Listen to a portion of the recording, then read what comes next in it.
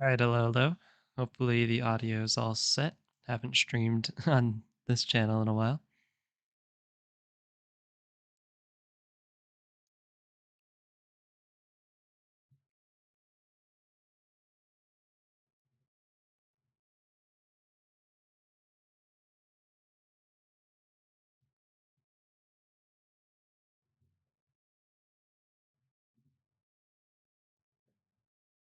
But yeah, with the recent uh, FNAF theories I've been doing on my channel, I saw some interesting ones I want to react to here.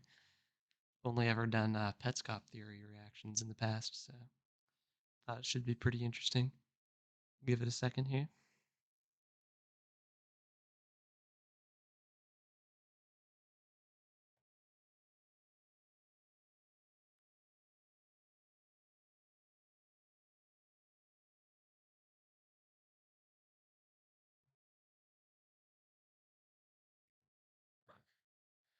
All right, first we're gonna watch John FNAF's here. He's supposedly found the clue that solves Golden Freddy, so it should be interesting. The big debate here is the identity, obviously. Some points of discussion are whether or not there's one or two souls trapped within the suit. Obviously, many people think it is the vengeful spirit, one way or the other. Um, so yeah, this guy always finds the little details. I notice he's very into using small pieces to construct like larger theories, which is always very interesting. Sometimes they're very convincing, sometimes they're very crazy. I'm not gonna even lie, I like the crazy ones. To be honest with you, I don't like even if they're not believable. I like it when he goes crazy. Devi Devi, oh hey, haven't seen this video either. Very nice. Well, we're gonna get right into it. Golden Freddy has been a topic of debate for nearly 10 years now, and most of the debate has revolved around It's who actually crazy. possesses It's the been a decade. animatronic and what makes them so special. There's been a lot of talk about this topic recently, so I thought I'd make a video detailing exactly what I think about Golden Freddy, featuring evidence that you may have never heard before. We have a lot to talk about, so let's get started. While researching for this video, I've once again realized that the order the game's released in matters, especially with Golden Freddy. Scott has gone on record saying that he likes to use new games to answer questions from past games, and that's very true when it comes to Golden Freddy. This is gonna Yeah, there has been a pattern of retroactive storytelling throughout basically all of FNAF. Mostly, I think, just because it's kind of the nature of how the series started, right? Like, FNAF 1 was released without usually, the entire story planned out, and then you had to go back and give things further lore, further clarification, elaboration, and that kind of just trickled down onto the rest of the series. Mentioning the importance of release order is interesting, because I am a big fan of nonlinear storytelling, and there's a difference between chronological order and the order that the consumer gets to see it in. And sometimes writers will like construct the order of release conducive to what they think is best for drama of a reveal, or what information is best to be withheld at any given time. um so I wonder if he's going to get into, like, just since he mentioned the order of the games matter. Let's see what he says. to be a lot easier to understand if we go game by game, so let's make a timeline. In August of 2014, we were introduced to Golden Freddy in FNAF 1, and in that game, he appeared as almost a ghostly type figure, rarely appearing on the poster outside your door, in the hallway, or in your office, surrounded by the words, "It's me." When you stare at Golden Freddy for too long, he'll jump scare you, but his jump scare is not like the rest. Instead of a full body 3D animated jump scare, you only see his head, and he crashes your game. Back in 2014, we knew with the context of the nightly phone calls and posters on the walls that kids were haunting the animatronics. Golden Freddy, though, clearly acted different from the rest. So for some reason, he must have been special, but we didn't know why. Then, in November of 2014, Golden Freddy returned in FNAF 2, featuring a new design but all of the same tricks. He once again could randomly appear in your office, his head could appear in the hallway, and if you stared at him for too long, you would once again get jump scared by his floating head. As far How do we think about the floating head jump scare slash kill, or whatever the heck is happening there? I've heard some people mention it like they take it like very literally and are wondering what the heck, or the people who don't take it literally are wondering what it's representing. It's just one of those funny things. I don't know how serious we're meant to take the floating head attack. I just. It's one of those things. As far as the lore is concerned, FNAF 2 only heightened what we already knew about Golden Freddy. We knew that he was probably one of the missing children, and we knew that Scott was trying to emphasize that there was something different about Golden Freddy, but we still didn't know why he was different. In March of 2015, we got FNAF. Yeah, he's a ghost, but they're all kind of ghosts, right? Heavy Devi there. Like they're all souls trapped in the suits to some extent. The big head's right. Yeah, I mean, yeah, we don't know what extent of paranormal. I mean, heck, if he's the vengeful spirit, he's constructed an entire like spirit like purgatory prison. So I guess the extent of these things' powers and physical manifestations we don't fully have an idea of. So it's just funny, like the other jump scares of him like crumpled down and then just like boom, floating head in your face. Like I don't know, I just always found it kind of funny. 3, and with it, a few more details surrounding Golden Freddy. A huge chunk of the game revolved around freeing the spirits of the missing children, especially the spirit possessing Golden Freddy. After completing all of the secret minigames and giving cake to all of the missing kids, you're able to free the spirit of Golden Freddy in the Happiest Day minigame. This once again establishes that the Golden Freddy kid was different for some reason. In the End of Night minigames, you get to play as each animatronic, Freddy, Bonnie, Chica, and Foxy, with each minigame ending with Afton disassembling the animatronics. After the main 4 animatronics are disassembled, you play as a spirit. When you enter the safe room, it's revealed you're the 5th spirit, presumably the spirit who possesses Golden Freddy. While the other 4 spirits are blocking the door, the Golden Freddy spirit is once again being shown as different from the rest, seemingly coming off as more aggressive than the other spirits. The spirit chases Afton around the room, leading him to get into the Spring Bonnie suit and get spring locked. 3 games into the franchise, we knew that the Golden Freddy spirit was special, seemingly being the leader of the group, shown through the Happiest Day minigame and the Afton Springlock scene, but we still didn't know why this was the case. Cut to July of 2015. My hair has always been straight, but with like a slight wave, a bit of frizz, dried ends, which according to TikTok, Anybody want to figure out how to straighten their hair better? Isn't when we got FNAF 4. Suddenly, Golden Freddy, aka Fredbear, was in the spotlight. In this game, we got a huge chunk of lore relating to the crying child, and the days leading up to him getting bit by Fredbear. At the time, this didn't really give us any concrete information about who possesses Golden Freddy, mostly because it wasn't immediately clear that the crying child was the spirit possessing Golden Freddy. The main way a kid went on to possess an animatronic in this series was Afton killing them and them getting stuffed into a suit. But the Right. So kind of the assumption was dead body proximity, to the animatronic itself, because would it like induce the possession because the crying child, presumably died in a hospital later on, given the hospital imagery in FNAF 4. Um, yeah, well, we'll see what he says. crying child was different. He wasn't killed by Afton. He was killed on accident and died later from his injuries, nowhere near the Fredbear suit. Because of Yes, and that's why for a long time, like we'll see obviously the Secret of the Mimic game coming out with the whole 1979 date and the whole like Fall Fest stuff going on. We'll see whatever new lore that presents to us. I'm happy to take, but for a long time that's why I was a big believer of crying child slash bite victim dying first, just because his death is one of, if not the only tragedy slash death in the series that was an accident, right? Like it didn't spawn from malicious or murderous intent like almost all the other deaths. Yeah, bike victim con golden Freddy's cool theory. It sadly didn't work. Yeah, I mean, do you? I guess it depends how much of Golden Duo people think, because with the logbook interactions and the two texts talking back and forth was sort of evident.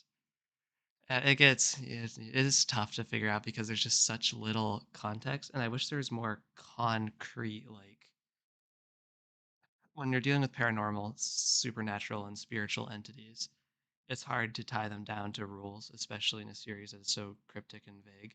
I wish we had a better set of rules as to how exactly things strictly work, because it does seem like I don't know, we're always dealing with little information. We're always presented new stuff that we have to work with. So it's just hard to tell how exactly things work any given time.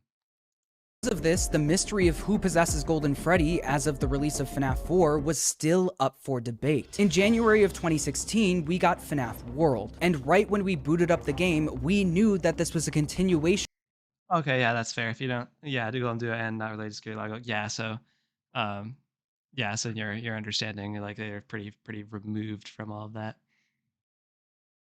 of the story from FNAF 4. We see the same voice from the end of FNAF 4 saying the same thing, I will put you back together, insinuating that this game revolves around the crying child and putting him back together. So what is putting the Remember when this guy suggested that the crying child was like a robot pre getting bit? That was crazy. Like that's the kind of crazy theories like to hear, even if they're so unlikely.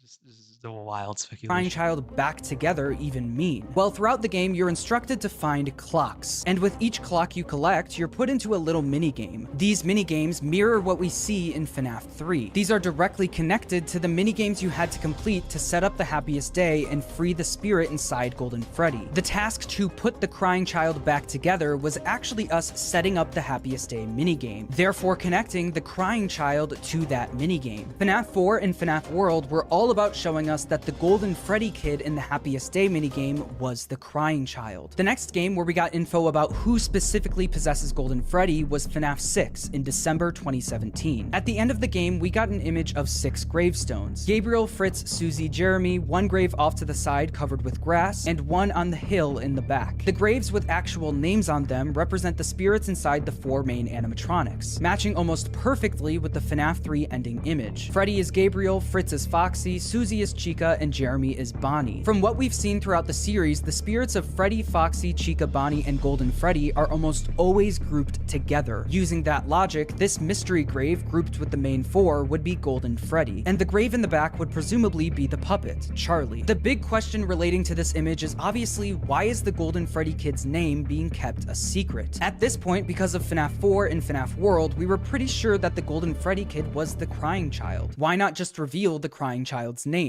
Well, that brings us to the FNAF Survival Logbook, which was released. Here you go. We're getting all to the stuff we were just sort of discussing.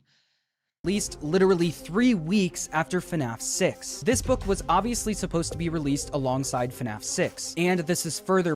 The closeness of release date does suggest coinciding story beats, or at least information that is in tandem with one another. Proven by what the book was trying to tell us. It's revealed that the book was an old security logbook that once belonged to Michael Afton. It's established that Michael wrote in the book using red pen, so whenever we see a drawing or words written in red, we know it was him. But if you look closer, you can see that there's another entity talking in the book, speaking through the faded writing. They mostly ask a bunch of questions, such as, is this song familiar to you, and what can you see? But the most important thing they write is the words my name. You can see this a few times throughout the book, but most notably, you can see it written on a gravestone that Michael drew. With this book being released so close to FNAF 6, Scott was clearly using it to give us the name of that 5th spirit, the Golden Freddy spirit. And you would think that the FNAF community, one of the most dedicated and lore-hungry communities on the planet, would figure this out in no time. But looking back, that was not the case. While researching for this video, I was reminded that it literally took 6 months for the community to find the name. Reddit user DPowerful1 figured out that if you use the random numbers scattered throughout the book and plug them into the word search, you get Cassidy. Cassidy was the name of the kid inside Golden Freddy. And I think it's important to point out that Cassidy only writes the words my name on pages that give us the numbers to help find the name Cassidy, solidifying to me that the name Cassidy belongs to the spirit writing in faded text. But like I said earlier, Cassidy can be seen asking questions throughout the book, and someone does respond to those questions, but it's not Mike. It's a third entity speaking in the book. When Cassidy asks, what do you see? They respond, I can't see, altering the text on the page. But a big question that reveals the identity of the third speaker is, does he still talk to you next to the Fredbear plush? And was your favorite childhood toy a plastic purple telephone? These questions are clearly telling us that the entity speaking through the altered text is the crying child.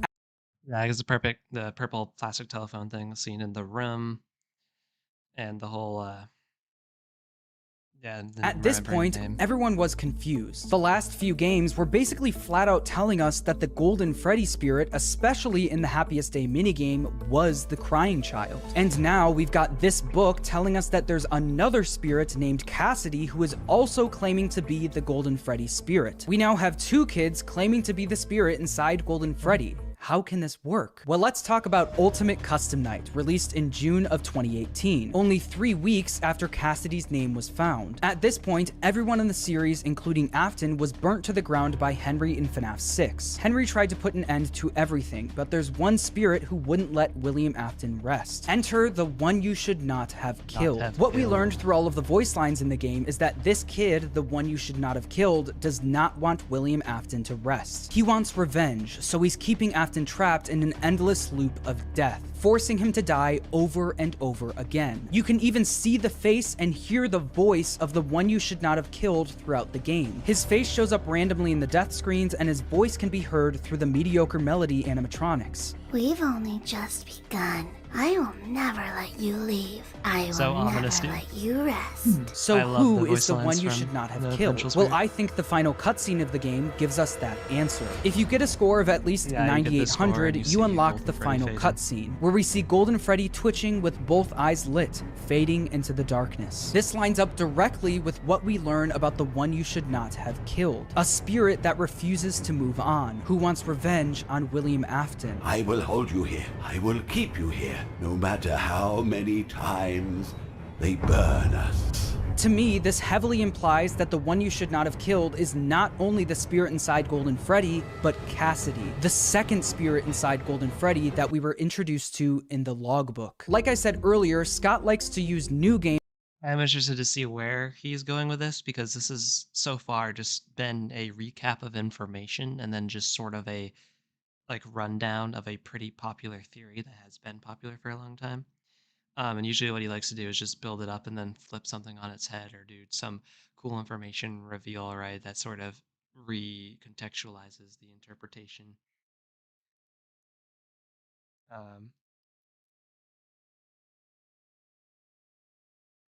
yeah, the puppet thing, BV being puppet, I think if you just look at the games FNAF 1 through 4, I think Bite Victim being the puppet isn't bad at all. Like, I don't think it's a bad theory at all. Like, obviously, it's not true now, but like back in the day, and the whole, I think it was Not Real Name, Not at All that I watched this video of a bit ago, a while ago now, where she was speculating on the pre-sister location lore and wondering if the box had like the puppet in it or something because it was supposed to tie to Bite Victim possessing it. It was just like a cool little retrospective kind of theory.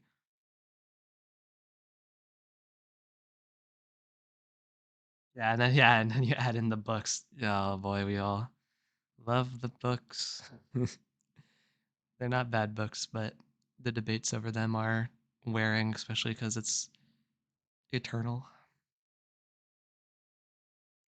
Oh, you think the third entity is Cassidy altering the text? Hmm. Interesting. I'd have to think about that one a little bit. I haven't really pondered that possibility. I would have liked PV becoming the puppet or Golden Freddy, but I don't think it was ever the intention. I would like him. So I think he serves a narrative purpose, whether or not he goes on to become something else post mortem.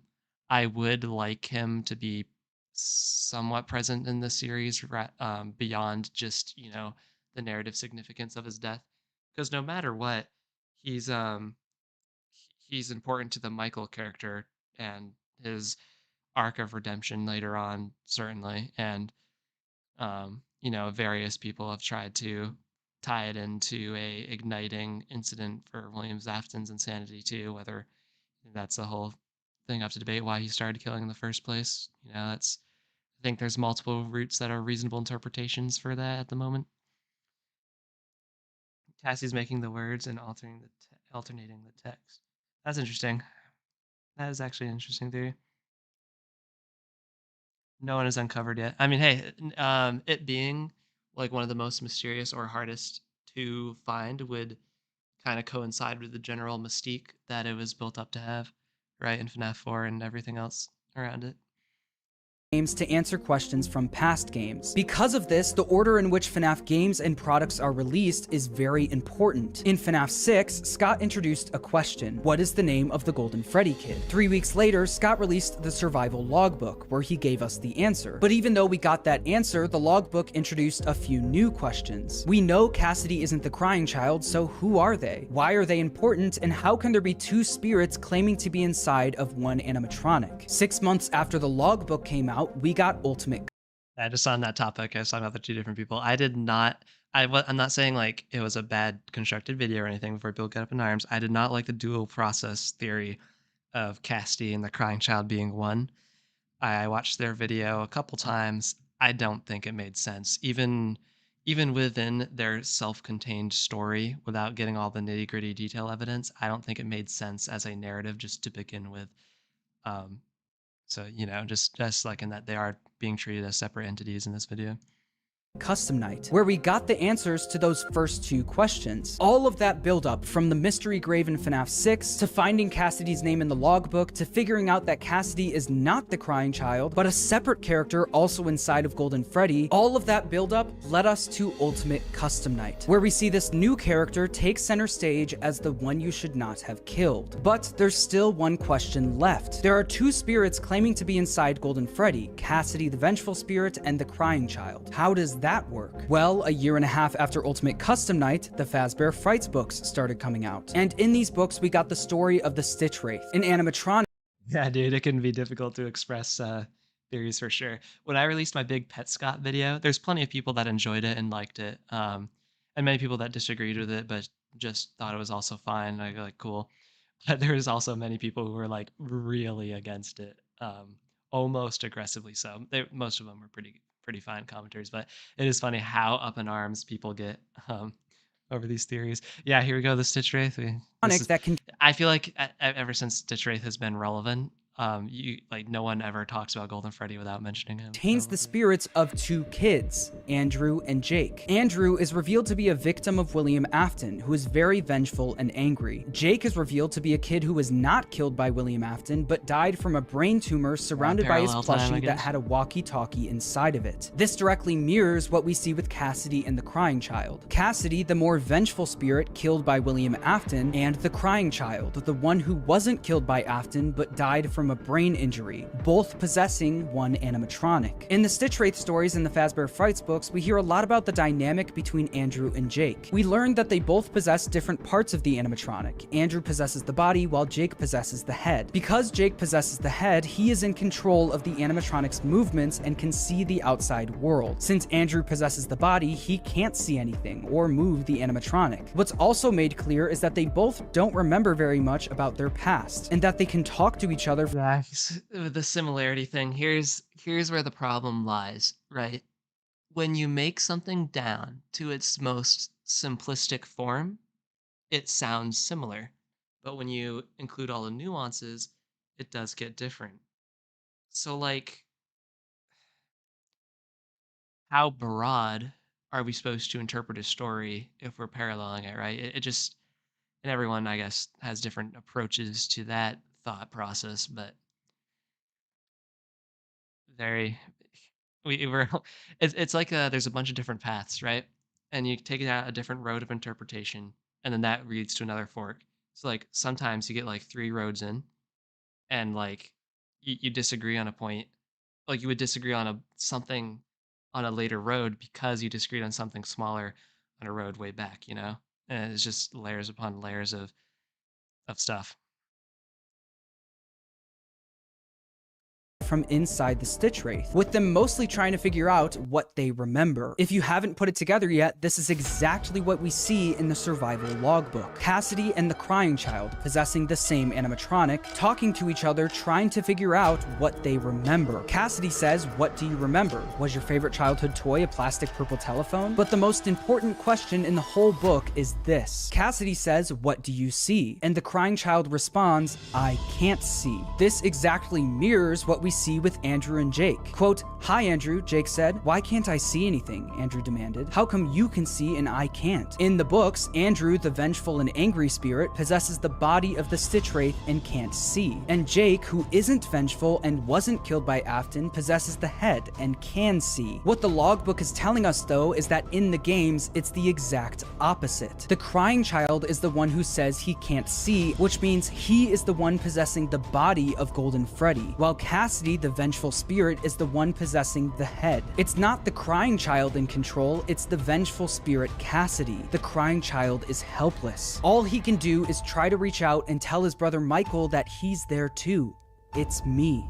It doesn't stop there though. The Stitch Wraith story is I feel like that puts significance on the "it's me" line, because I feel like a lot of people sometimes do just not include, like with different theories of Golden Freddy I've seen, they don't include why it would be saying "it's me" to the player, the night guard and stuff. So I do appreciate theories that place significant on "it's me." "It's me" isn't purely associated with Golden Freddy. Be that as it may, it seems like it just like the first time it shows up, it's clearly with a Golden Freddy, right? And I don't know. It feels like they're meant to be at least correlated to an extent. Spooky things got made up. Hey, maybe I can't say that you're wrong. I just feel like it's a feeling. It's a feeling.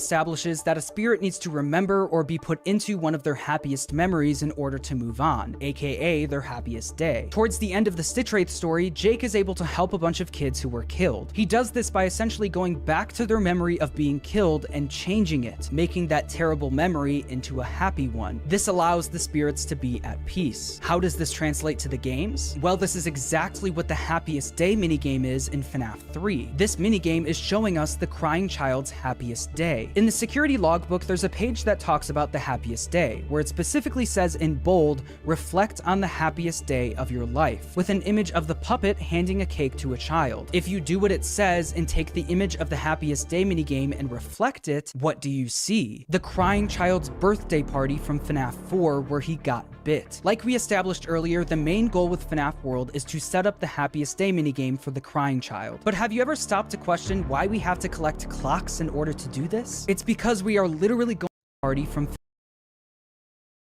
Uh, I mean, kind of. There's no like there's a whole stage of the animatronics on this one that's just come entirely replaced with the table. There's no cakes. The balloon colors are different. There's more the different kids sitting around. Like this is what I mean with the how broad are you taking something? In a broad sense, there is a cluster of kids on the left side standing a bit apart from a singular kid who is associated with a Freddy Bear kind of mask. On that bare bones explanation, yes, they're similar. But if you look at the details, they're different, right? So, and plus, this one you had to invert. We shouldn't forget, like, this is altering the original appearance of the image. Um, so I don't know. I don't know how seriously to take that. FNAF 4 where he got bit. Like we established earlier, the main goal with FNAF World is to set up the happiest day minigame for the crying child. But have you ever stopped to question why we have to collect clocks in order to do this? It's because we are literally going back to that terrible memory of the crying child getting bit and changing it, making it so that in his mind, that terrible day was a great one. People have pointed out throughout the years that the map of FNAF World looks like a brain. This is because we are literally in the mind of the crying child, metaphorically going back in time in his mind and changing the memory of that terrible day, turning it into a happy one and helping him be able to move on. So far, I never really viewed it as changing the memory. I kind of thought it was rectifying the wrong by giving him an actually successful party, right? Because the first one was obviously totally ruined by the bullies and then his death at the hands of said bullies. So I didn't really feel like it was altering the memory, more like righting the wrong, so to speak, by providing the party that should have been, you know? We've learned that in the games there are potentially two spirits inside Golden Freddy, Cassidy the Vengeful Spirit and the Crying Child. In the logbook, we see them communicating for the first time, trying to figure out what each other remembers about their past. In the logbook, the Crying Child says that he can't see. Using what we know from the Stitch Wraith stories and the Fazbear Frights books, the Crying Child is possessing the body of Golden Freddy, while Cassidy is possessing the head. Cassidy is the one in full control of the Golden Freddy animatronic. Oddly enough, this almost lines up perfectly with what we see in the FNAF movie. Speaking of the FNAF movie, after the FNAF movie came out, Matthew Lillard spoke in an interview where he basically said that the movies are meant to help fill in the blanks of the story in the games. Frankly, our job in that movie is to deliver lore, right? So much of the game is like fans have for so long filled in the blanks, and our job is to fill in where we can and what Scott and Emma thinks appropriate. And I think that's especially true for Golden Freddy. The Golden Freddy. I mean, like, that's kind of the case with pretty much any FNAF media, right? Like, and you just don't know what to take, and obviously separate continuities, so. Kid is clearly established to be the leader of the group and is in full control of the Golden Freddy animatronic. And you can just if see everything I've presented in this video is true, end, that would make this kid Cassidy, our vengeful spirit from the games. And if you look at the picture of the vengeful spirit in the games next to the Golden Freddy kid in the movie, they are nearly identical. But if this kid is our Cassidy, Golden Freddy kid in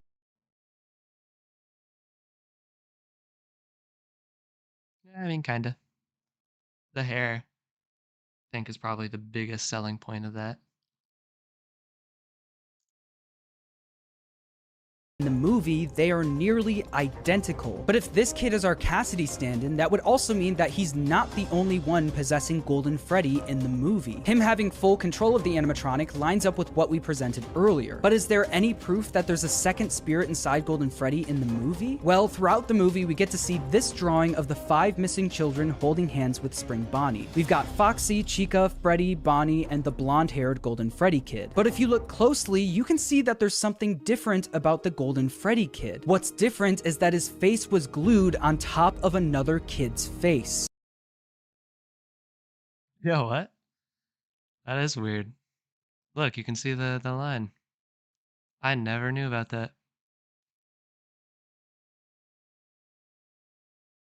There's another kid possessing Golden Freddy, being suppressed and overpowered by the blonde kid, just like we see in the books and just like what I think we're seeing in the games. Who is the other kid inside Golden Freddy in the movie? I think it might actually be Garrett, Michael's younger brother. And just like in the games, Michael's younger brother is helpless and not in control of Golden Freddy. All he can do is try to reach out in any way he can, trying to let his brother know that he's here too.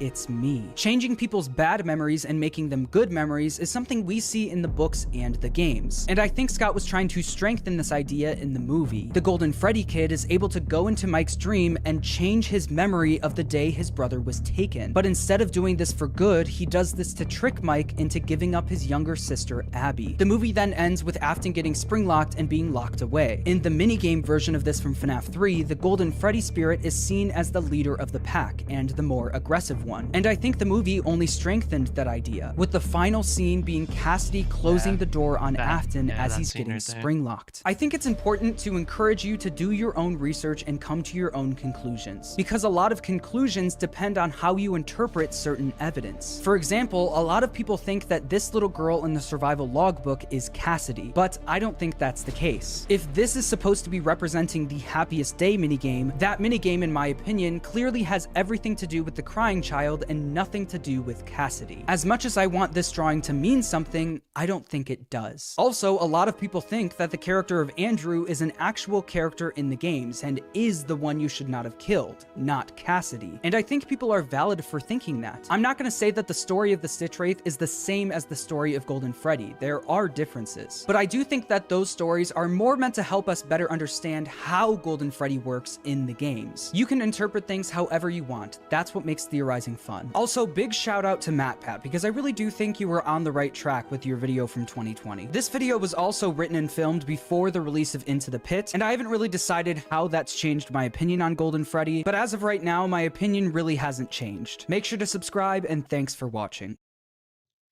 Honestly, I mean, that's fine. I really don't think there was much new in that. Like, I feel like I literally Like, I've heard all that before through other theories and theorists and videos and stuff.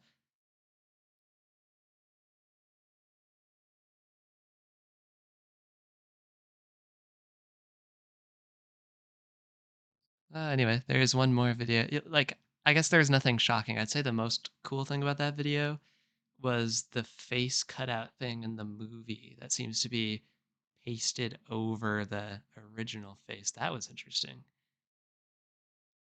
because you can see the line.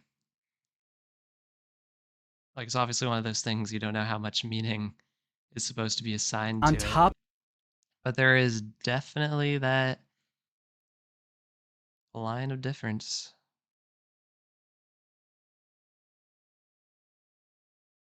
What's weird though is does this, like, it looks like the sky crayon goes perfectly over it too. Like, see the scribbles? Like, the the blue sky scribbles would have had to been done after it was put over, I imagine, right? Because look how perfect it like lines up with them. Like, it lines up perfectly. I think even actually look at this yellow hair. Doesn't some of it bleeds onto the original page, so it's almost like it was, yeah, it had to have been put on, but then people colored over it. I don't know what that would mean. That's weird. I don't know. I watched that one. There's one more I want to watch tonight, which is some guy I don't necessarily heard of. Right, exactly. Like, if this picture was made and then it was put on later, the crayon wouldn't match so perfectly, right? So, like, I have no idea what that's meant to imply, if anything special. Anyway, one more for fun. I don't really know this guy. He's kind of a smaller theorist, but uh, apparently he's solved the biggest mysteries in FNAF: Midnight Motorist, Sister Location, and Shadow. And really, he had me at Midnight Motorist and Shadow because I can't get enough theories Isn't on it both of those absolutely concepts. bonkers that you can walk into a store, hand someone a piece of plastic, and they will willingly hand over Reese's cups? Forget flying cars. This is it. We're at the pinnacle. And meet Reese's I think distant Andrew's Golden Friday. Yeah. So are you like a very much like most of the books are in the games, or like just Stitch Line, like? Because I think like Andrew kind of often goes hand in hand with a lot of the book continuity being directly in the games, or at least super relevant. FNAF theories is solved FNAF at least once. Everyone has claimed to in their thumbnails and or titles. That's for sure. Reese's Pieces. The Five Nights at Freddy's franchise now has a total of 11 different games that create a deep and complex story, and within that story there are many mysteries that remain unsolved to this day. The franchise is known for having iconic mysteries that have remained unsolved for 10 years, and 3 of these unsolved mysteries stand out as some of the most complicated and prominent mysteries from the entire series. There are countless theories in all of these mysteries, and even I've tried to solve them multiple times, and in one of my last videos I combined solving 3 of the most popular mysteries from the franchise into one video, and in this video I'm going to combine 3 more of the most popular theories from the franchise, and I'm going to finally solve them definitively. So in this video I'm going to solve the Midnight Motorist minigame, when Five Nights at Freddy's Sister Location takes place in the timeline, and finally what are the shadow animatronics. Starting with Midnight Motorist, that has been in the franchise since Five Nights at Freddy's Pizzeria Simulator, it's one of the biggest mysteries from the series that still hasn't been answered, and we've even got references to it in Okay, yeah, that's kind of what I was thinking you were saying there. Some of Fazbear, all of Tales. Obviously, original trilogy is different. Yeah, I think that's pretty reasonable. FNAF's newest spin-off game, 5 Laps at Freddy's, so it's obvious this mystery is still crucial to the franchise, so let's attempt to solve it. The Midnight Motorist minigame was in Five Nights at Freddy's 6, and the only way to access it was to purchase the Midnight Motorist arcade. On lap 4 there's a secret entrance, and when you go through it the minigame begins, and this is also where the mystery begins. But before I dive into this theory, here's a quick recap of the minigame. It starts with the player controlling a purple car driving in the rain, with the first possible stop being in an area with a pile of dirt. You then stop at a place called Junior's where you're denied entrance, and from there you go back home where you're looking for someone in a rageful manner. You then pass someone watching TV and then knock on Yeah, someone's type door yelling anything for in the them to comments come you want, out. dude. When they ultimately don't listen, you go back outside and around the house only to find they have broken their window and escaped, leaving behind their footprints in the mud next to some mysterious footprints of an animatronic. The minigame then ends and you're left with a million questions. Now a lot of this minigame still remains a mystery, so in order to solve this mystery, let's start with what we do know. The first thing that is almost known as a fact now is that this minigame takes place after Henry's daughter, Charlie, is murdered. We know this because the name of the minigame is called later that night in the game files, and it's raining the same way it does in the FNAF 2 minigame where we see William Afton murder Charlie. Meaning something else that is agreed on in the community is the fact that the orange guy who we play as is also purple guy or William Afton. We know this for the following reasons, with the biggest one being that he's driving a similar purple car like the one in the FNAF 2 minigame. In the opening scene of FNAF 6, we also see a bear wearing a purple and orange suit, implying that these two are interchangeable. Also, looking at this from a logical standpoint, the whole idea of purple guy is that he's this shadowy figure and that's why he's purple. But when he's not in the shadow like in this minigame, it simply makes sense that he's not purple. And finally, Scott Cawthon most likely made him orange in order to confuse the fandom even more, and it worked, and for a while too. Introducing a new and random characters so far into the franchise was something none of us expected, but now we can confidently say this is William Afton. Moving on, something else we know for certain is that the footprints of the animatronics have to be real and were physically there. There are some theories that illusion discs were used to portray some animatronics, but if this were true, only the person who escaped could see the footprints and not William Afton, who we play as. If illusion discs were being used, that means the animatronics couldn't be seen from any other perspective, so again this means the footprints are real. And at some point an animatronic was there, but why? Unfortunately, when this takes place, who Orange Guy is and the footprints being real is all we know about this minigame for certain. Which means more than half of the minigame still remains a mystery. And now this is really where the theory begins. Starting from the top, let's discuss the pile of dirt. Now there are a lot of theories on what's under the dirt, with the very popular but controversial one being that it was Funtime Freddy. And like the twisted animatronics from the books, when it Is that popular? I don't feel like was time, Funtime Freddy would get out and abduct the person I who don't know. escaped. I feel like I've Now only although heard I it like like a this couple theory, I times. don't think it's the case here for many reasons I'll explain later on in this theory, but I think it's a lot more simple. I think the pile of dirt is a grave, and more specifically the grave of the crying child, the son of William Afton. I've heard that one a lot. Now it I've makes heard sense that his grave many would be times. near their home, this way they could mourn the death of the crying child when they needed to, and it also explains another mystery of this minigame. I think the crying child burial site and Elizabeth's burial site are the top two that I've heard most frequently.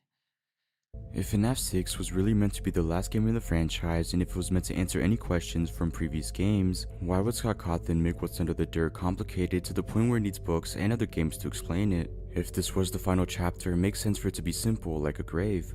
But moving on to the next stop and location, what is Junior's? Originally, many thought this was the FNAF 2 pizzeria since it would be the junior location of the FNAF 1 pizzeria, meaning the green character telling William he can't enter was Henry, but I don't think this is true and here's why. Instead, I think this is just a bar and William is being denied since he's been drinking too much. This would I explain think that is probably the most agreed upon part about this game, like on a wide scale. I feel like most people kind of do interpret Green Guy as a bouncer and his Juniors rage as and would support some the sort of fact that bar. Henry was at the pizzeria when his daughter was murdered. It's fairly simple and I don't think there's much to this location besides context. Moving on to the last location, which is the most confusing, the house. Now this is where everyone tends to disagree on what is happening, so here's my interpretation on what I think is correct. Starting with who's watching TV, most people say that this is Michael Afton. They say this is him because of his gray shirt, his gray text, and because of the fact he's watching TV, just like he does in FNAF's sister location. But I don't think that's true for many reasons, starting with the behavior. This person tells William Afton to leave him alone tonight, he had a rough day. And this is something that Michael Afton just wouldn't say, especially considering his behavior in FNAF 4. He would scare the crying. I don't want to sound like I'm parroting every other person that says this, but older brothers are often mean to their younger brothers, but also care about them very much. So, like, it's not unreasonable that Michael would care about his younger brother. I'm not advocating for Michael being in the chair, really, but I'm just saying, like, it's not unfathomable that he would say something like that. Child at every moment he had, and obviously had no issue with making him cry. So stopping William Afton from going inside his room is definitely something he just wouldn't do. Now the great text and shirt. But there's a very much a vibe, as a lot of people say, of no one messes with this guy except for me, right? Because you know the older brother syndrome. So it's I don't like I don't necessarily think Michael's in the chair, but I'm just saying like it's not totally Something we do see on crazy Michael in that FNAF you 4, but would want to prevent William from, you know, behaving in a detrimental manner towards the crying Makes child. no sense that it's Michael in this situation. If William Afton has a different text and color, why would only Michael stay the same? Scott Cawthon wouldn't just pick and choose to change some things while keeping other things the same. If some Nah.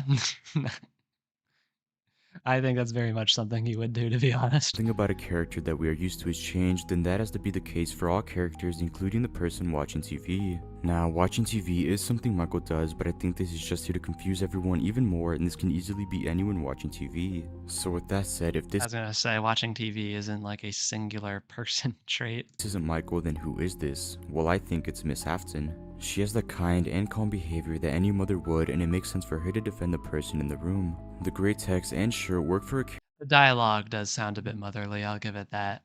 Like, there's just so little context surrounding anything related to Mrs. Afton. But I think that, like, the good piece of speculation there would be the dialogue has a motherly touch to it. character, and again, watching TV is something everyone does. But finally, moving on to the last mystery character and the footprint, who's the person that escaped and why are there footprints of an animatronic? Now, most people seem to think that the crying child was the one who escaped, but here's why that can't be possible. Logically, I find it hard to believe that a child was able to break a window and escape somewhere without anyone noticing. And Crying child is seen as young, scared, and generally timid. It is hard to imagine that he has the fortitude to break his window, escape through the broken glass, and just go off somewhere completely on his own in the middle of the night.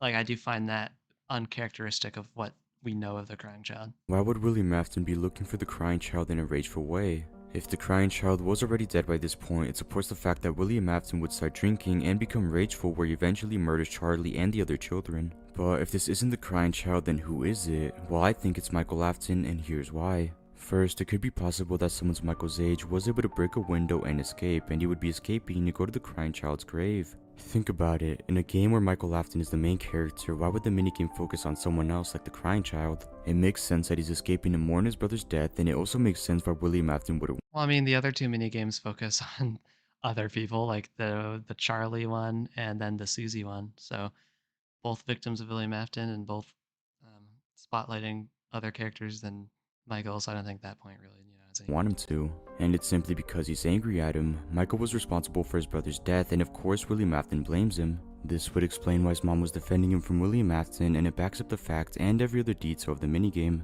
But if this is Michael, then what are those footprints? Well, I think it's Fredbear, and here's why. If we know William Afton is angry at Michael and doesn't want him visiting the crying child's grave, then it makes sense for him to want to scare him away and make him feel guilty. And what better way to do that than placing Fredbear right outside his window? This way Michael feels all of the guilt by getting his little brother killed and wouldn't dare step foot outside. He would almost become terrified of Fredbear the same way the crying child was once before. But because it's raining, William Afton isn't. I mean, I'm mad. I get the guilt part, right? Because Golden Freddy now is probably an eternal symbol of Michael's greatest mistake in his mind, right? I don't know if it would cause a debilitating fear in him, but certainly like a haunting guilt.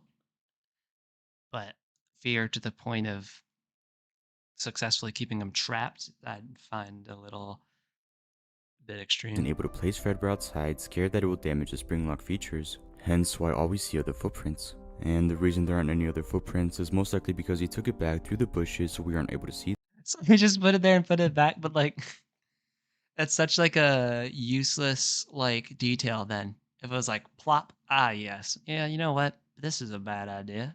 Take it away. I like, this gets to the part where there's so much speculation that it's like you can't prove like empirical evidence to prove it wrong, but also like just thinking from a narrative clue inclusion that these things probably are. Is it really supposed to imply someone put it there, said never mind, took it away right after? Them. We also know that Michael isn't abducted by anything because we see his footprints continue on, meaning he successfully escaped. But with all that said, here's a quick recap of my theory and how I solved this mystery. The minigame begins with William Afton drunk, driving back to his home after murdering Henry's daughter, Charlie. He then makes his first stop to visit his son's grave where he mourns over the death of the crying child. He then drives to the nearest bar called Junior's where he is denied entry as it is clear how much he's been drinking. Now, even more enraged, he returns home to find his wife on the couch mindlessly watching TV. Looking for someone to look over his rage on, he heads for Michael's room, before his wife tells him to stop and to leave him alone. He doesn't listen and heads to his room only to find that his door is locked and he won't open it. William goes outside back around the house to his room only to find that Michael escaped by breaking through the window to visit his brother's grave, only leaving behind his footprints next to the footprints of the Fredbear animatronic William had left there to scare Michael. And with all of that, the minigame ends once more. Moving on to Five Nights at Freddy's sister location and when it takes place in the timeline, let's look at I kind of breezed by points and stuff in Midnight Motorist. I didn't mind the final interpretation is very close to my own, or at least one of the threads I have. Like, if you've watched my past few theories, you'll know that I'm more about talking possibilities than strict answers, just because I think it's such the lore is in such a nebulous zone at any given time. I think his general interpretation of it at the end wasn't bad, but I think some of the specific points he brought up was a little, I guess, narratively misguided.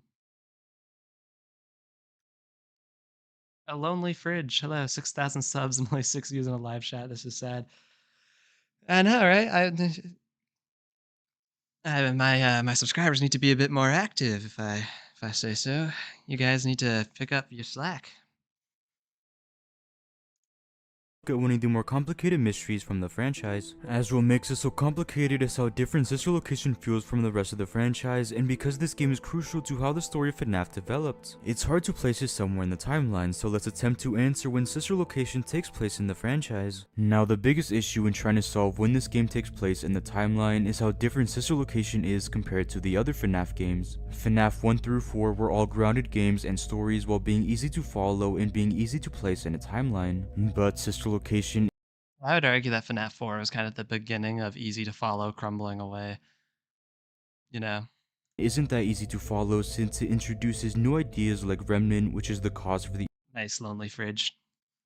animatronics being possessed, and the idea of extracting Remnant. Remnant is the term for soul energy, which can take the form of a metallic substance which can bind souls to inanimate objects. So the remnant of the 5 children murdered bind it together with the animatronics giving them life, and this process actually happens a lot throughout the franchise. Many fans label this game as the first sci-fi FNAF game, and it makes sense when considering what exactly happens. Not only do we learn how the remnant from the murdered children mesh together with the metal of the animatronics, but we also learn how Remnant is able to actually keep someone alive. After Michael Afton has his insides removed by a scooping machine, Ennard climbs inside. Yeah, I think the sci-fi elements of the series lie within the explanations for supernatural things like possession, the whole remnant agony situations.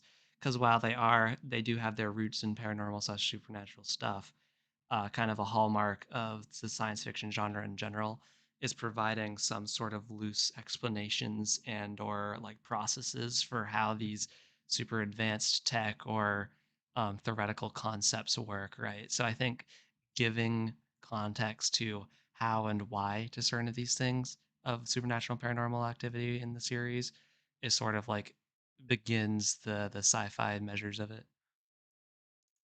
His So that's at body and uses 5% his using body Telestrious. as a suit to escape A noble use of its final final minutes of life. this Sister Location bunker. But eventually Michael throws Ennard up out of his body and somehow he is able to survive. Many fans theorize this strange event was because of Remnant, and even Michael himself points out this strange phenomenon. But something is wrong with me.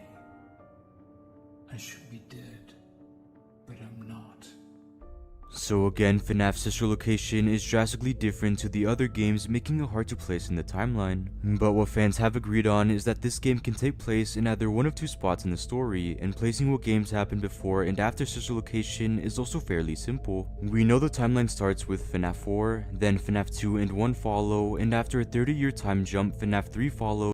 I mean, the mini games of FNAF 4, right? Because I think a lot of people are now under the impression that the nightmares in FNAF 4 are Michael's nightmares he's having later on, which would technically make those gameplay sequences happening within Michael's sleep mind later on. But the most, relevant parts of the lore are the mini games, and yeah, those take place in 1983, which obviously predate 87 and beyond. and finally, FNAF 6 concludes the main timeline. And after that point, the newest FNAF games have been released in chronological order story-wise. But for now, I only want to focus on FNAF 4 to FNAF 3, as it's believed that FNAF's sister location either takes place before FNAF 2 and 1 or it takes place after. So let's look at all the pieces of evidence from both sides of the argument, starting with those who believe that this game takes place before FNAF 2 and 1, with the main piece of evidence relying on the fact that Michael was a rotting corpse by the end of sister location. In the FNAF 1 ending and in the FNAF 2 Night 7 ending, we see two people get fired for the exact same reasons. We see Mike Schmidt and Fritz Smith get fired for tampering with the animatronics and for odor. Because the names are very similar, it's assumed that this is actually one person being fired from both of these locations for the same reasons, and that person And they're assuming the identity names. I remember laughing when I was first exposed to the debates of how much relevance the consistency of getting fired for with odor being one of the reasons is. There's a whole debate over it, and I just found it kind of would be comical. none other than Michael Lafson, who is using a fake name, and we even see him keep Mike in the FNAF 1 ending. It's also assumed that Michael was tampering with the animatronics to learn about them and to learn why they were ever possessed. But what about the odor? Well, what if the odor came from his decaying body, since if Sister Location did take place before these games, he would have already been a walking corpse. But another big piece of evidence comes from Michael's speech from the end of Sister Location. Father, it's me, Michael. I did it. I found it. It was right where you said it would be. They were all there. They didn't recognize me at first, but then they thought I was you. And I found her. I put her back together, just like you asked me to. She's free now. But something is wrong with me. I should be dead. He has not brought up the books yet. So far, he's just been focusing on game evidence. But I'm not. I've been living in shadows. There is only one thing left for me to do now. I'm going to come find you. I do think this line suggests, like many other people do, that at one point Michael was working in like conjunction with William Afton. Like at some point he was sort of under his father's rule or command. However willingly it was at the time is up for debate, but it does seem that he was under his direction to a certain extent at one point, and then later obviously rebelled. I'm going to come find you.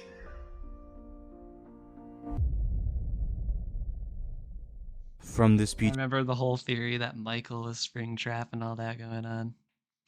we learn that Michael's trying to find his father William, and where else would he go looking for him besides all the locations he owned? Which would explain why he even worked at those two restaurants as a security guard, and it's even more evidence that Sister Location takes place before FNAF 2 and 1.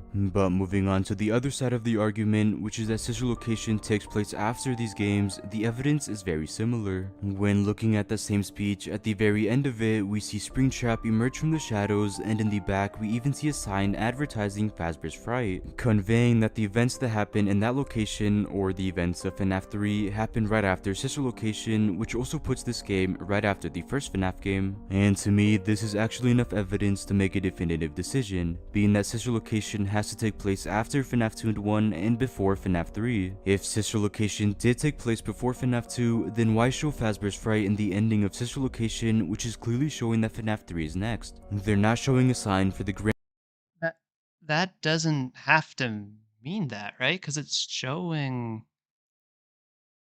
it can be a time skip, right? Like um voiceovers, like that was Michael's voiceover, but like what's happening on screen doesn't have to match the time that the voiceover was said. Media does that all of the time, right? Um like take cartoon shows. They do like cartoons and comic books do this frequently. Someone will be monologuing, and the monologue will be pertinent or match the thematical elements of happening on screen, but they're not necessarily happening at the same time, right? Like they're either speaking it before, after, or during, but not necessarily simultaneously. And then what the show is showing is a bunch of different clips of things happening that may have happened in either a linear fashion all at once or in whatever different order. Um, this happening at the end of Sister Location does by no means, from what I understand, needs to imply that it happens directly after.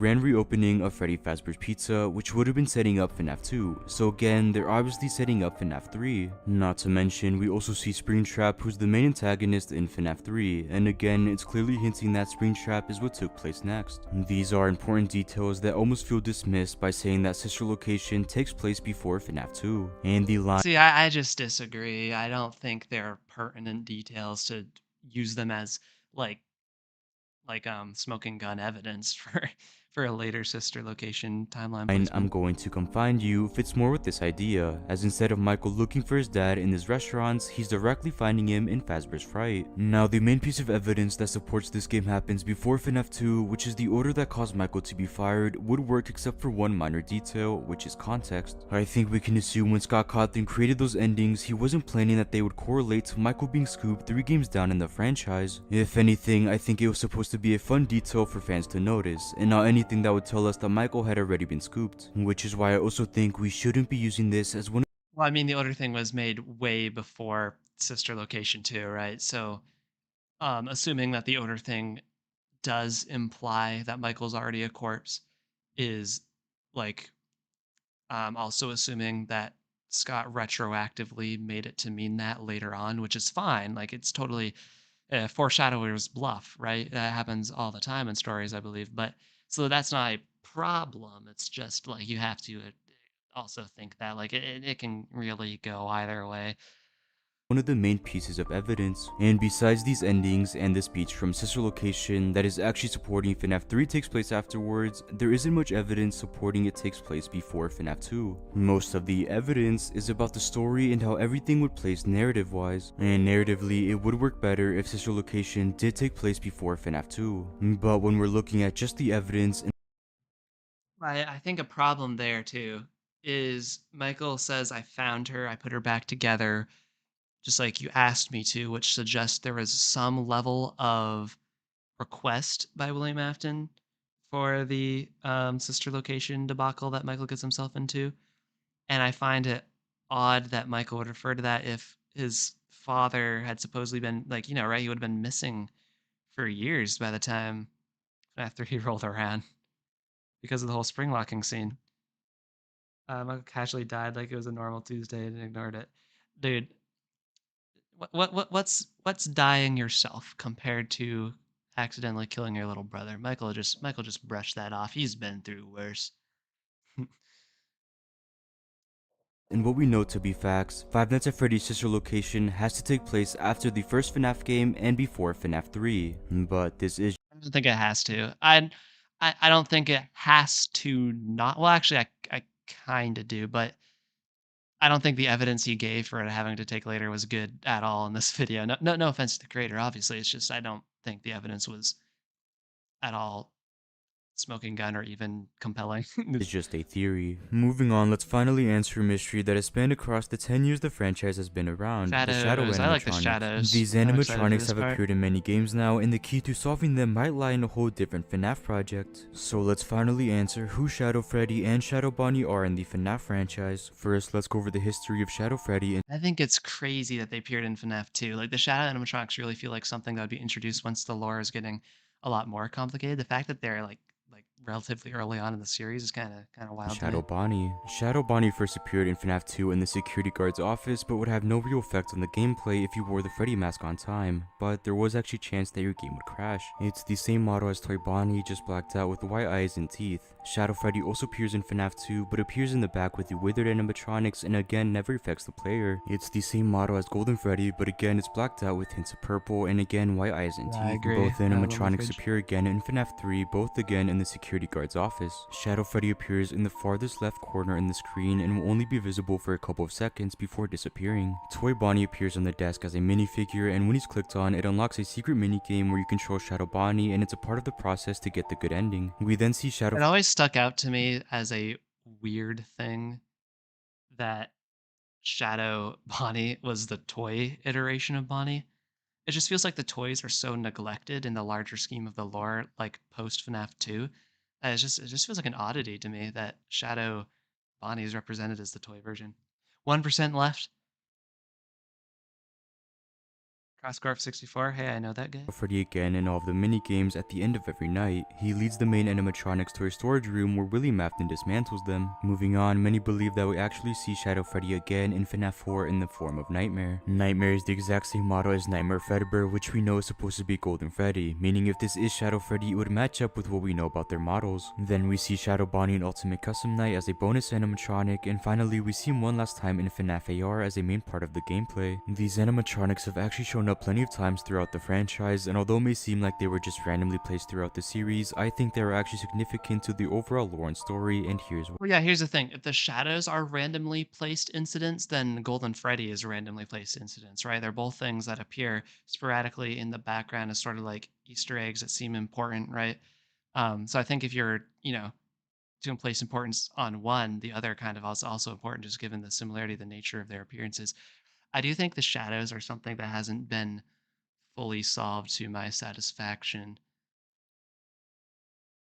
Why? Well, all of the main theories around the shadow animatronics revolve around Watching stream was a good use of my one last idea and 5%. one thing, which is Your Remnant. Remnant laptop is will have mentioned a died for couple of good times reasons. in FNAF's sister location, FNAF 6, FNAF AR, and of course in the books. Remnant is the term for soul energy, which can take the form of a metallic substance which can bind souls to inanimate objects. So the remnant of the 5 children murdered bind it together with the animatronics, Baby giving them 38, life, hello, and this back to process you. happens a lot throughout the franchise. So if all of these theories believe that these animatronics are just pure remnant, where did all of this remnant come from? Well, there's two main ideas. One idea is that the remnant comes from Springlock Could victims. also be agony, right? Like I know, aren't mentioned much in the lore for what I know at least. Right? They don't. They're so rarely mentioned. Um, just the level of mystique and almost foreboding nature around them every time they do appear implies some level of significance, I think. And while some people do place like that they're only representational, right? Like it's more about what they represent than what they tangibly are to the universe. That's why I've always liked them so much. They have a very like foreboding presence to me whenever I see them, like the very kind of like chills kind of vibe to them, that were employees wearing the suits when the spring locks went off. In FNAF 3's Night 4 phone call, we actually learn about various spring lock incidents. Hello. There's been a slight change of company policy concerning use of the suit. Last one, then Rez. That attack. My god, these rates are insane. Alright. Yeah, Lonely Fridge, I got a Discord. It is in, if you go to my channel description, there's one. And on my recent videos, there's links in the description. Probably easiest would just be to go to my channel's main description if you want to join it. Don't. After learning of an unfortunate incident at the sister location involving multiple and simultaneous spring lock failures, the company has deemed the suit temporarily unfit for employees. Nice. I'll see you there, Lonely Fridge. Freddy Fazbear's Pizza, which is why the classic suits are being retired to an appropriate location while being looked at by our technicians. So it could be very possible that the remnant from these incidents created the shadow animatronics, and this actually would make a lot of sense, except once again, it could be more towards the agony side of things, manifesting these shadows than just strictly remnant, because there is, for difference. one minor detail, Toy Bonnie, or the model for Shadow Bonnie, isn't a Springlock animatronic, only Golden Freddy is, so this theory would make a lot more sense if Shadow Bonnie used the Springtrap model for its design, since the original Springtrap animatronic, Spring Bonnie, did obviously have Springlocks. So for this reason, I don't completely believe in this theory, but this next idea does make even more sense and has all of the evidence supporting it. With this idea, the remnant that comes from the Shadow animatronics comes from the bite victims. One happened in 1983 and the other in 1987. The bite of 83 was an incident between Fredbear and the crying child resulting in his death. The bite of 87 was an incident between a security guard and an unknown animatronic, resulting in the security guard losing their frontal lobe but surviving. This is actually one of the biggest mysteries from the entire franchise, with some of the suspects including Mangle, Foxy, Toy Chica, and of course Toy Bonnie. Since we already know Golden Freddy caused the bite of 83, it would make a lot of sense if Toy Bonnie was responsible for the bite of 87, creating Shadow Bonnie. Not only does this theory answer who the Shadow animatronics are, but it also answers one of the biggest FNAF mysteries of all time. But there's one big flaw with all these theories. Shadow Freddy— I was gonna say, Shadow Bonnie aren't exactly the same like many people assume. Sure, they appear in the same games and both are playable characters in the FNAF 3 minigames, but they have slight differences in designs that matter a lot, and the minigames they're in are very different. When looking at their designs, Shadow Bonnie is just a silhouette of Toy Bonnie with white pupils, but Shadow Freddy has hints of purple in his design and looks like he's physically there. He isn't just Shadow Bonnie is named that weird string of seemingly random numbers that makes you know, unintelligible word. The idea that the bites manifested the shadows feels a little inconclusive. Well, actually, feels quite a bit inconclusive to me. Just we see Shadow Freddy leading the animatronics to their dismantling. I don't know what other way you could interpret that in the follow me mini games, right? They're called. You literally you follow Shadow Freddy and then you get dismantled by Afton. It doesn't. And, the crying child would be Shadow Freddy under that. It just feels weird, like, right? That just doesn't seem to totally make a coherent story beat. And Toy Bonnie doing the Bite of 87, Toy Bonnie always felt like one of the lesser of the options to me too. a silhouette of Golden Freddy, he's actually there. And when comparing both minigames they're in, Shadow Freddy moves around the pizzeria and leads the animatronics to William. It's a very grounded and simple objective. But with Shadow Bonnie, it's obvious that this minigame doesn't take place within the real world, as we see things like a giant crying puppet and we even see the crying child spirit. Like I Right, that's obviously one of the more representational parts of FNAF, those types of minigames. previously mentioned, Shadow Bonnie Technically all the 8-bit minigames are representational, right? Because they're 8-bit, they're not reflective of what the real world would look like at all, with very minimal detail, but obviously some are way more representational than others. appears in FNAF AR as his own segment when you collect too much Dark Remnant and you have to flash your light to stop him. This flat out confirms that Remnant has everything to do with Shadow Bonnie, but why not include Shadow Freddy? I think that this was done for a very specific reason to tell us that he's not made from Remnant. Well, I think that because Shadow Freddy has an almost realistic design, his minigame takes place within the real world, and because he doesn't appear in FNAF AR with relation to Remnant, I think that he's a real animatronic that existed at some point in the franchise. In FNAF 4, Nightmare, or also known as Shadow Freddy in the game files, is actually a physical animatronic, as we learn from the Tales from the Pizzaplex novel that all animatronics from FNAF 4 are just animatronic mannequins, and gas that fills the room is what makes whoever's in there hallucinate the nightmare animatronics. But the Depending on how literally you want to correlate that to what's happening in FNAF 4, right? Like there's a certain contention point there where is FNAF 4 literally the mannequins or is it a nightmare Michael's having? I know some people suggested William Afton's making Michael go through the nightmares. I think Rye Toast is a big one I've heard where William Afton makes Michael suffer through all those nightmares and then kind of releases him to persuade him to help him out with some things. But once again, is a contention point. And what I like to talk about is the different branching possibilities based off of different interpretations. And the problem with interpretation is many of them aren't strictly impossible, even for some are less likely and more likely. There's always that, divergent moment of clashing theories where you can lead off to, different timeline possibilities. And that's one of them. The final piece of evidence on top of everything I've already discussed comes from the FNAF movie. Now, it's obvious that the movie and games have their own story and are separate continuities, but the one thing that stays the exact same are the animatronics, not only in their design, but even with their function, as we see with the Spring Bonnie suit. And in the movie, we see Shadow Freddy as a physical animatronic where Max's body is stuffed inside. The movie could have used any animatronic for this moment, but they specifically chose Shadow Freddy, and I think this means something. I think this is Scott Cawthon's way of saying that Shadow Freddy is a real animatronic within the franchise. But why was a purple version of Golden Freddy even created? Well, this could be for really any reason, but I think it was a test animatronic where William used to create the spring locks. And the reason it's possessed and able to move freely is because of a spring lock failure involving an employee like a previous theory I mentioned believes in. This explains why it's in the storage room in FNAF 2 and explains why it helps William lure the animatronics to be dismantled as it's an employee helping his boss. And in FNAF 3 I don't know about that one. I don't think the idea that you get spring locked at the job you're working at, get manifested into a shadow being, and is like, you know what? My boss, who is doing these shady things, very probable he's the murderer of those 5 missing children. I'm a still help him out. It doesn't like you got to think of things as a story, right? Like you can argue nitty gritty details and evidence all day long, but if the story just is like it's a storyline, it's fiction, it has to be coherent to a certain extent. I'm not talking about narrative satisfaction because everyone has their own idea of what narrative satisfaction implies.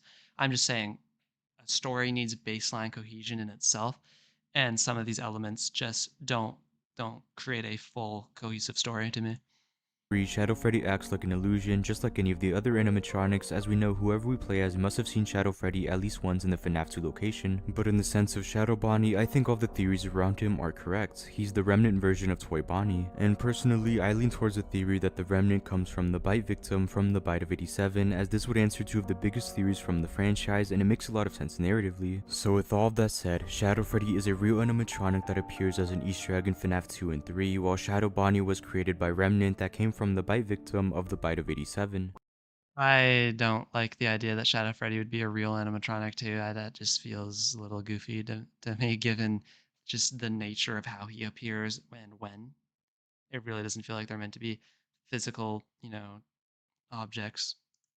So with all that said, in Midnight Motor, I think them being incorporeal, beings is a much more likely we play option as based William off Afton, who has of a new where we see appearance him. as Orange Guy. The person on the couch watching TV is Miss Afton and not Michael Afton. Instead, Michael Afton is the person who William Afton is angry with, and he's the person who runs away from their home. And with Sister Location, Five Nights at Freddy's Sister Location has to take place after the first FNAF game and before FNAF 3. We know this because of evidence from the first two FNAF games, crucial evidence from Sister Location, and even more evidence from FNAF 3. And finally, Shadow Freddy is a real animatronic that appears in Five Nights at Freddy's 2 and 3, while Shadow Bonnie was created by Remnant that came from the bite victim from the bite of 87 and is an illusion, making these two Shadow animatronics completely different. And with that said, these are three answers to three of the biggest mysteries from the entire FNAF franchise. I hope you guys enjoyed this video where I covered three different mysteries from the FNAF franchise and attempted to solve them. Remember, this is just a theory, and by no means was I able to solve any of these mysteries without the help of the community. But what do you guys think? Who are the characters we see in Midnight Motorist? When does FNAF Sister Location take place in the timeline? And what are the Shadow animatronics? So make sure to like and subscribe for more content like this, and thank you guys so much for watching.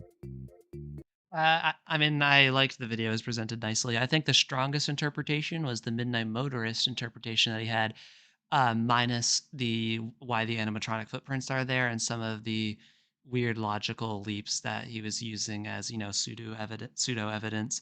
But the broader interpretation of Midnight Motorist I thought was pretty fine. Sister location placement, I don't think the points he brought up have to mean what he is presenting them. Like he's presenting them as if it is only logical they mean one thing, where realistically I don't think they have to mean the way he interpreted them. And some of them I think, and as I explained earlier, I think they imply the active opposite, in fact. And then the Shadow ones, I mean, Shadow Bonnie for the most part was fine. I have some qualms with Shadow Bonnie being the Bite of 87 culprit specifically. Um, and I didn't like the Shadow Freddy being a physical well, not even manifestation, a physical animatronic rather than an incorporeal, manifestation of a being like Shadow Bonnie was. I find it unlikely that they'd be that separate of entities.